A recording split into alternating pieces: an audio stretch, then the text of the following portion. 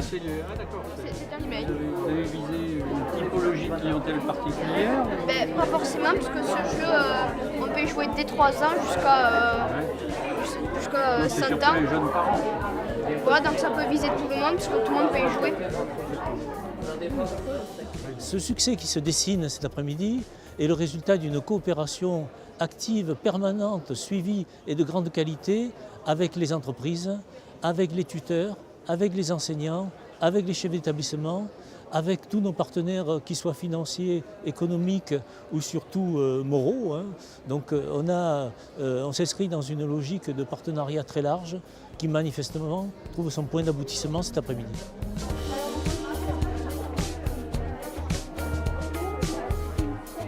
C'est un livre d'activité avec plusieurs catégories pour les enfants, les adultes et les personnes âgées pour se divertir et s'amuser. Il y a des recettes, il y a des sudoku, voilà.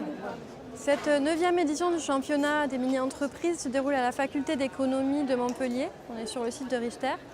Et aujourd'hui, on a 4 lauréats qui vont se démarquer de 4 catégories pour participer au championnat national des mini-entrepreneurs à Paris le 29 et 30 mai prochain. Nous avons aujourd'hui plus de 30 équipes qui participent au championnat des mini-entreprises, qui ont répondu présentes, et un certain nombre de jurys paritaires éducation entreprise, qui sont partenaires de l'association, du conseil d'administration notamment, qui viennent évaluer les projets des mini-entreprises tout au long de la journée.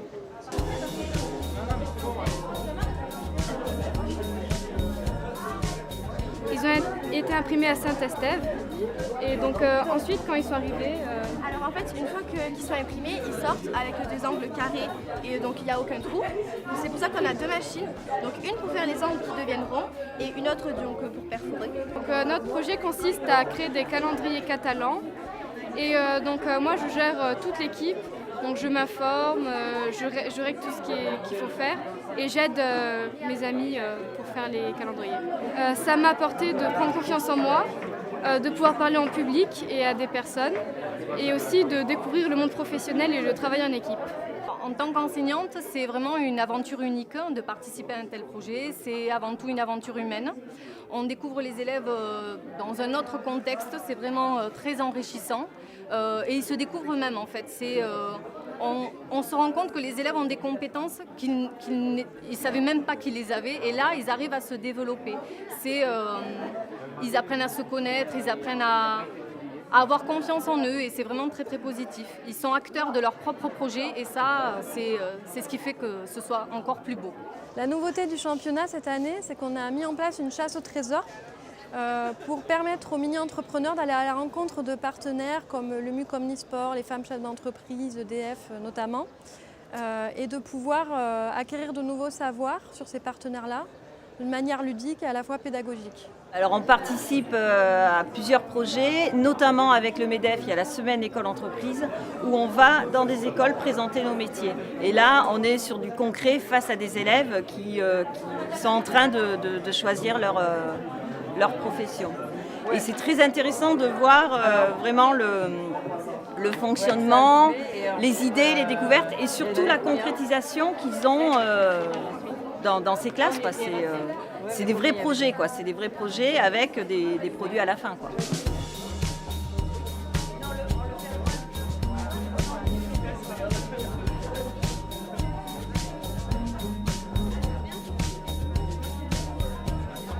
Nous sommes STCAP, une entreprise qui commercialise des soins biologiques pour les personnes en situation de handicap.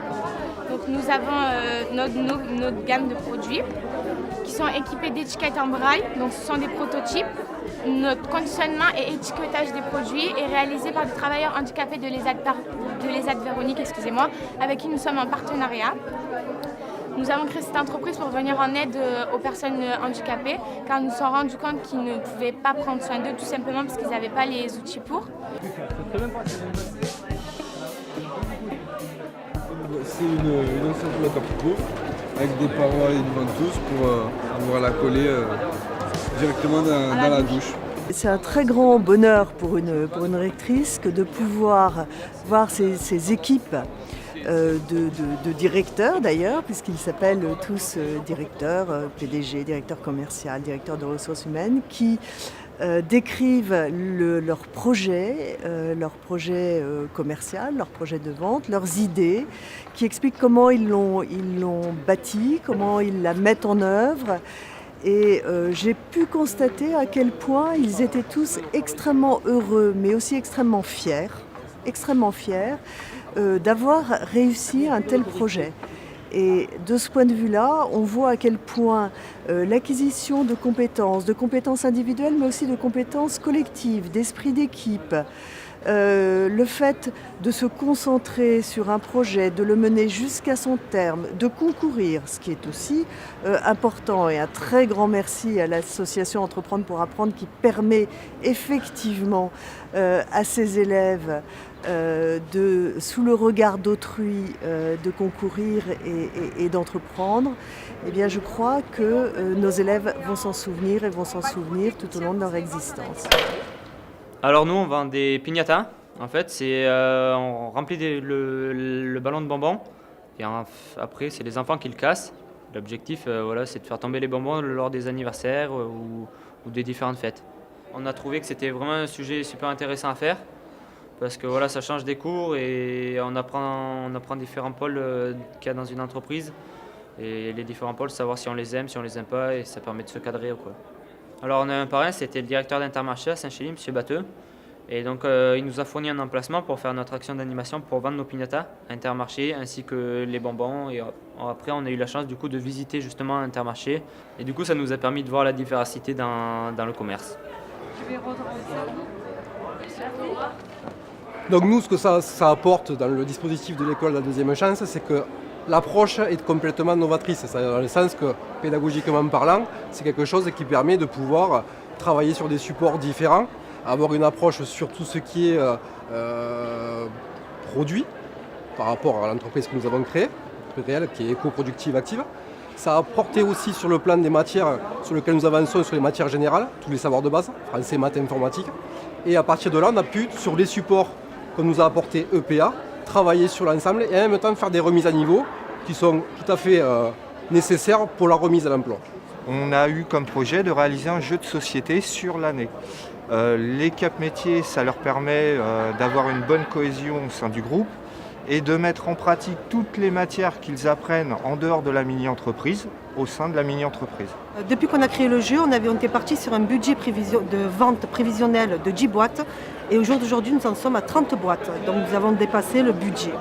L'année prochaine, nous fêtons les 10 ans de mini-entreprise sur l'Académie de Montpellier.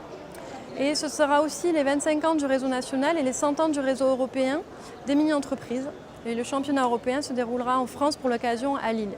J'aimerais quand même, peut-être pas une dernière fois, mais que vous réserviez un tonnerre d'applaudissements aux enseignants qui vous ont accompagnés et aux chefs d'entreprise de la CPME qui vous ont accompagnés. Merci à vous.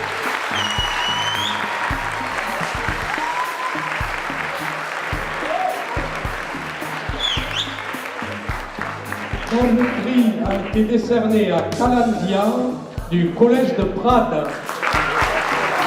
Félicitations.